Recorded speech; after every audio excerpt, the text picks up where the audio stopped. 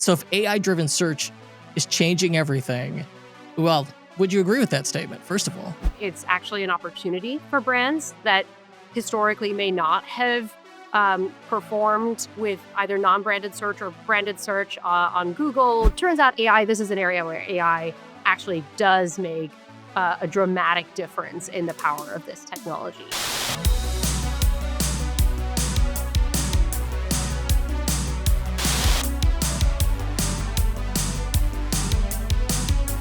So here's the problem. Shopify brands are spending more than ever to acquire customers. Like, it's just the way of the world, right? Our old tricks aren't necessarily working quite so well. So our cost of customer acquisition, especially that top of funnel, is getting more expensive than ever. And other tactics that may have worked in the past aren't working quite so well anymore. So what is working these days? What is the landscape? What are people seeing out there?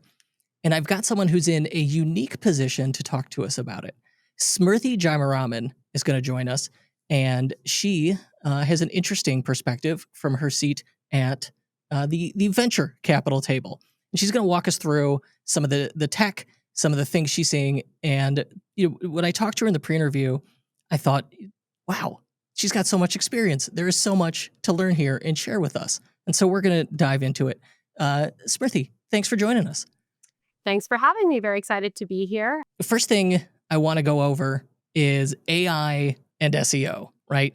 How in the past, organic search was such a big deal if you could get it. If you could optimize your site and get that free search traffic from Google, free being we're not paying ads, but still had to put in the effort to get it. But now suddenly, I heard last year SEO is dead, and then by Q4 I heard, well, SEO is back because these search engines you gave the search engine for these AI search tools like Perplexity. It is, and it's going to continue to.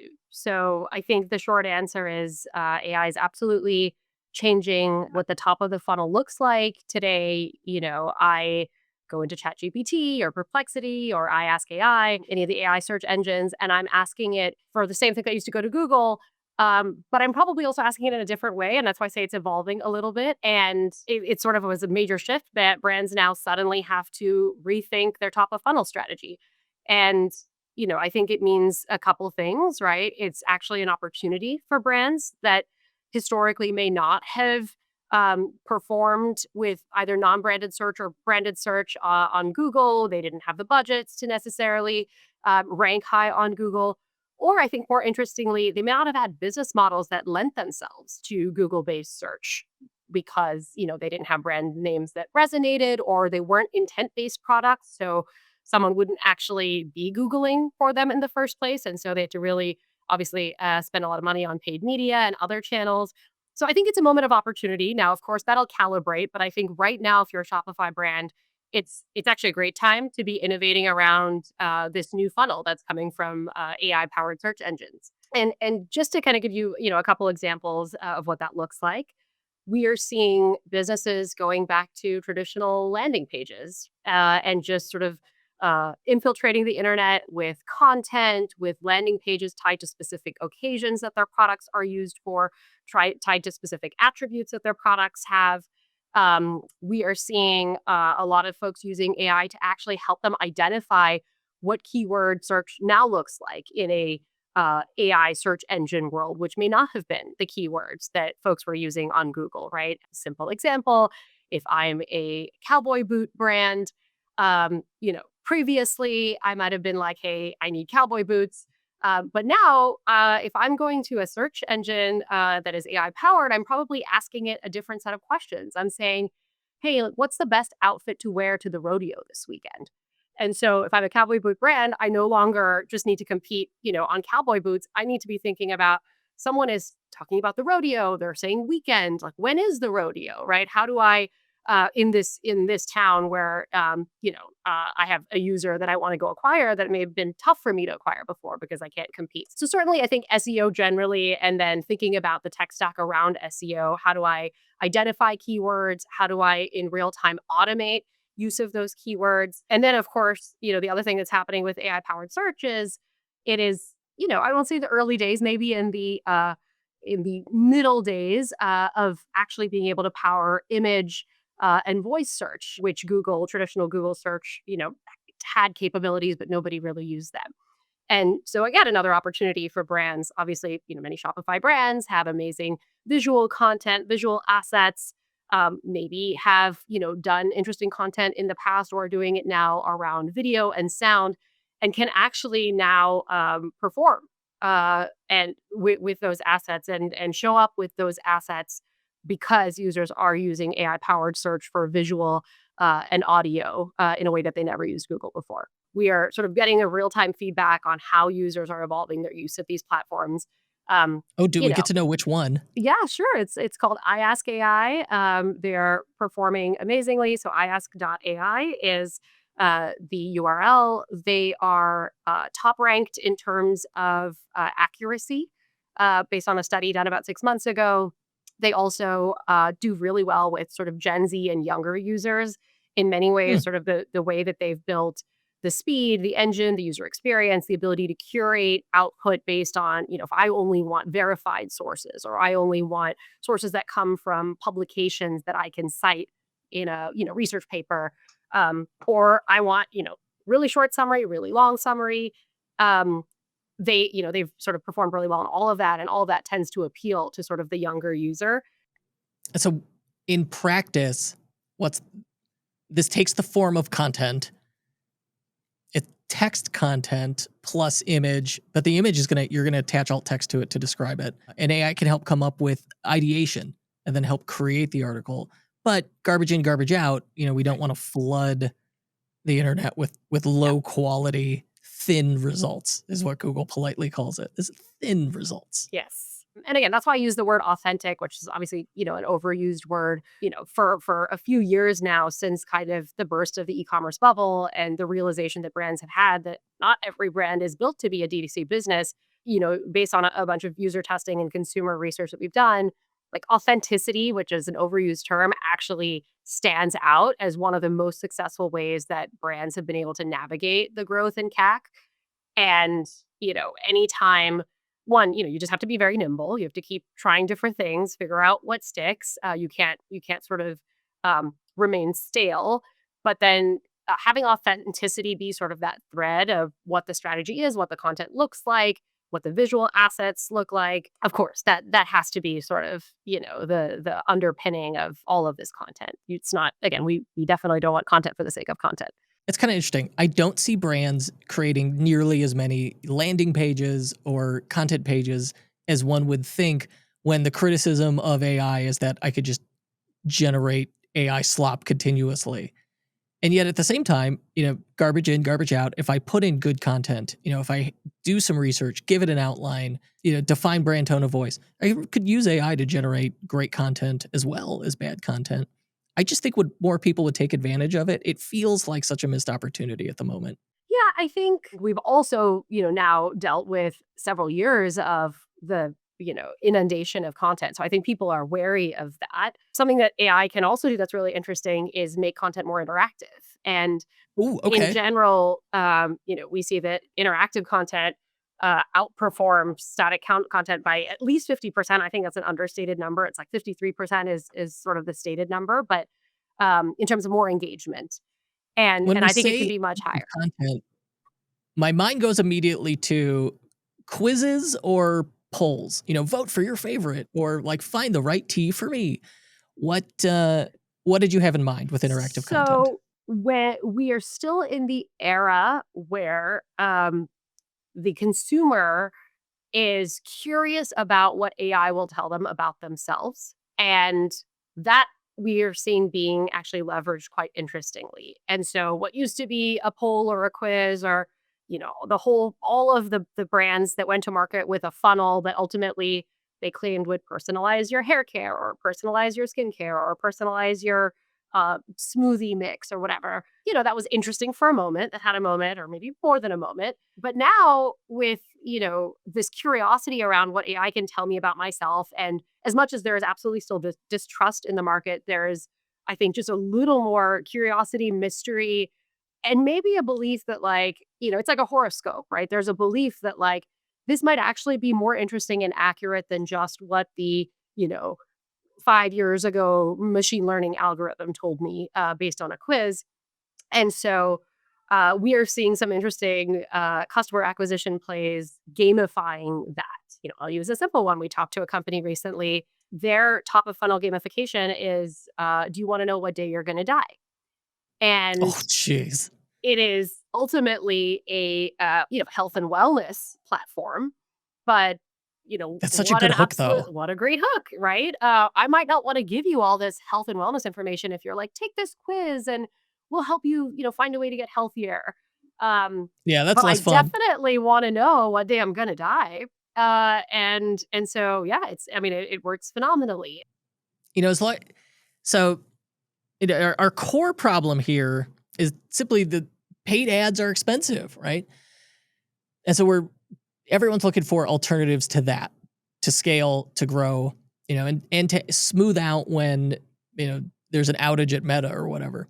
And so gamification marketing, which is these interactive elements, AI-driven quizzes. AI can make a lot of really neat stuff possible. 100%. From working with apparel and lifestyle brands, what's your biggest issue? Is the biggest barrier to people buying is, hey, will this fit me?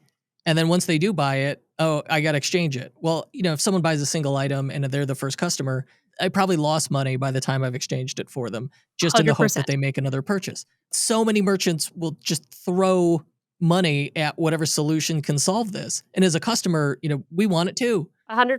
I think returns last year averaged 40% for most e-commerce apparel brands. Like, you I got to have a believe it. really high gross margin to be able to sustain a business with that. And so, turns out this is an area where AI actually does make a dramatic difference in the power of this technology. And so, Laws of Motion, for example, again, incubated the technology within their own D2C brand. Um, you know, the quality of AI today can not just say, hey, look, you wear this size in this brand and this size in this brand, so we think you're X size in our brand. It can actually predict your measurements, not by you putting them in, but with a two photo sort of input, right? So that's basically their go to market is you can fill out a quiz, you can also put in your measurements, but the de facto input is I take two photos, just two photos of myself, no video, nothing. And it predicts measurements within such a high level of accuracy that, for example, Laws of Motion's own brand has a less than 1% return rate. And Whoa. that's the tip of the iceberg with what they can actually do with all that data. Acquisition and retention. How do we keep customers once we have them, right? Even if I'm going to break even or lose a little money on that initial customer acquisition, how do I hold on to them longer now? So one, I think, strategy there is once I'm on the site, right? AI tools that help personalize merchandising of my site, um, you know, can also adapt in real time to how I'm behaving on the site, especially again in a cookieless world and in a privacy focused world. Brands still just don't have all this data to be like, oh, you came to my site. I know, the last 50 things that you shopped for, unless that brand happens to have that data on the individual. But I do know what you're doing on my site. I do know how long you've hovered on this, that you went back to this product page and then you went, to this product page, but then you came back to this color or whatever. Um, I think that actually has the potential to be pretty powerful. And then, on the other end, on the LTV side, as you said, we saw the emergence of subscription in the post Amazon era with brands just trying to sort of compete. We're now seeing some AI powered tools that are really going to market to try to get brands that are not sort of, you know, de facto subscription to think about building a subscription offering. I think easier said than done, right? We find a lot of those tools at the end of the day, they're still kind of in RFPs for subscription powered, products that are sort of inherently subscription. Now, on the other hand, membership models, I think, is something that we will see emerge. And, you do sort of need some unique tech to be able to turn a one off invoicing business into a recurring revenue business. And there are a set of brands that I think are succeeding at building community and membership. It's something like we looked at an investment in the space, so I know this number, But I think on average, like 80% of an e-commerce brand's value comes from how they define their sort of existing buyers. And there's a whole calculation around like over what timeline do you define an existing buyer.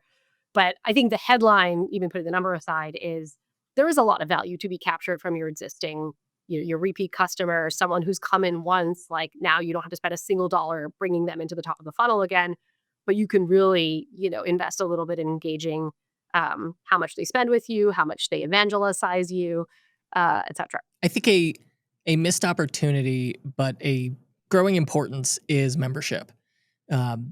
Subscription is a tough sell. Just, hey, we're going to ding your credit card once a month and this product's going to ship to your house.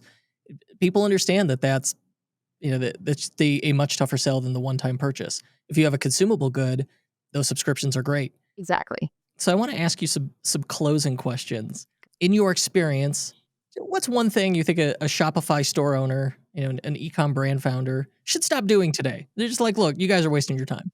Relying on what works is always dangerous. So I think we're in, this has always been true, but we're definitely in a moment where things are changing very quickly. I used to say, like, your hero product is your hero product, like just invest everything in that, right? And I think, while that might still be true, I think this notion of like stagnation or sort of assuming that like what worked, for the last 6 months going to work for the next 6 months is very dangerous because the customer acquisition landscape is changing, the cost of fulfillment landscape is changing, the requirement to which you need to be in retail, for example, alongside your Shopify presence is constantly changing. And also the like economics on those two things are constantly changing. So I think maybe the tough truth is, I would say, at least every 6 months, you've got to ask the tough questions, right? Like what might be around the corner? What am I sort of just like relying on as being true forever that may not be? That obviously goes for AI as well.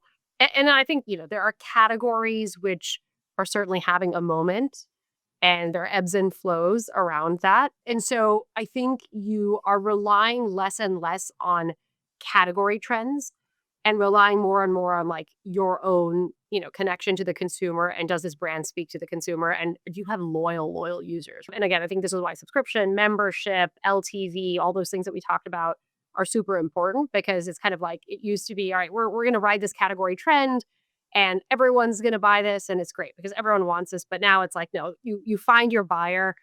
They want you not because they love the category. They want you because you are you as a brand. And then you really build, your entire strategy around that kind of, cheerleader buyer or hero customer, if you will. For sure. Wow. I love your perspective. I didn't expect this episode to turn into like, hey, here's kind of near future tech predictions, but that's what you gave us. And I loved it. Thank you so much. Thank you so much. You asked great questions. Currently, you're a principal at Corazon Capital. So, tell us about it a little bit. Yeah, sure. We're an early stage venture firm. The origin story is one of our founding partners is a serial entrepreneur in consumer internet businesses, iconic names that many of you have probably heard, starting largely in the dating world and the ed tech world, and then also a bit in the commerce tech world, and that really influences who we are as a firm.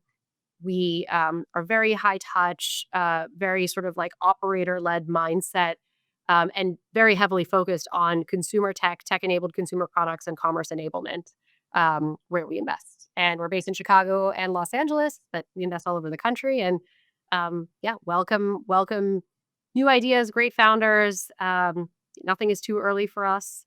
And if someone wanted to reach out to you, would you mind if I put your LinkedIn in the show notes? No, not at all. All right, I'll include that. Smrithi Jayaraman, thank you so much. Corazon Capital, check it out. All the apps, resources you mentioned, I'm going to put those in the show notes so people have them. And, I hope your crystal ball proves to be true. I think it will. I'm not sure I care strongly that it comes true, but I I do hope that, great brands that are innovating and staying on top of trends are very successful. I hope so too. Thank you. Thank you. Thanks so much.